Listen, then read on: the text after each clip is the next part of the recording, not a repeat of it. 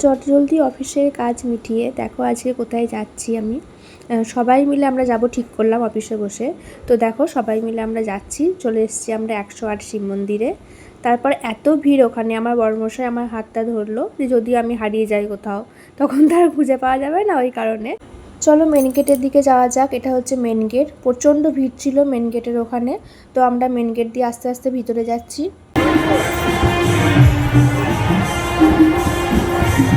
बोला था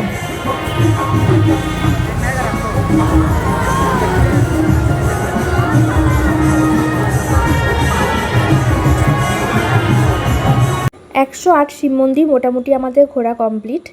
এরপর আমরা যাব 109 নম্বর শিব মন্দির। এটা অনেকেই জানে না, মন্দির থেকে বেরিয়ে অনেকটাই দূরে। চলো দেখা যাক 109 শিব মন্দিরটা। এই দেখো এখানে অনেক লাইন পড়েছে, এবং ওই যে দূরে দেখো, আমি তোমাদের জুম করে দেখাচ্ছি, 109 নম্বর শিব মন্দিরটা আছে যেখানে সবাই পুজো দিচ্ছে। আমিও প্রণাম করলাম।